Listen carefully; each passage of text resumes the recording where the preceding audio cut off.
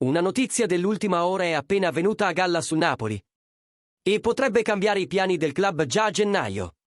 Siamo tornati con un nuovo aggiornamento bollente, portandovi sempre le informazioni più recenti e di grande impatto sulla nostra amata squadra. Prima di immergerci in questo tema esplosivo, lascia subito un like al video e iscriviti al canale per non perdere nessuna novità.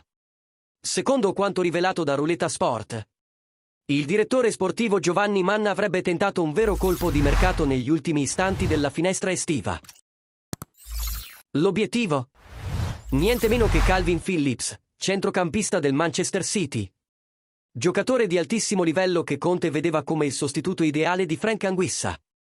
L'allenatore aveva già spiegato in conferenza stampa che, dopo l'infortunio di Romelu Lukaku, alcune priorità erano cambiate.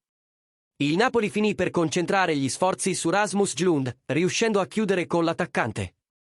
Ma la ricerca di rinforzi a centrocampo è proseguita fino all'ultimo minuto.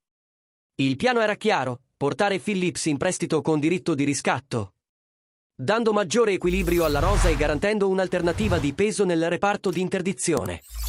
Elmas avrebbe potuto anche coprire quel ruolo, ma le sue caratteristiche sono molto diverse da quelle del camerunese. Tuttavia, il tempo ha giocato contro il Napoli.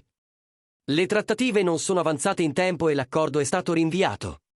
Ora l'attenzione si sposta su gennaio, quando il club potrebbe tentare nuovamente l'assalto al centrocampista inglese.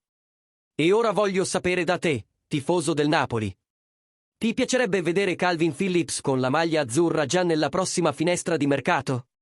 Pensi che sarebbe il rinforzo giusto per dare più equilibrio al centrocampo di Conte?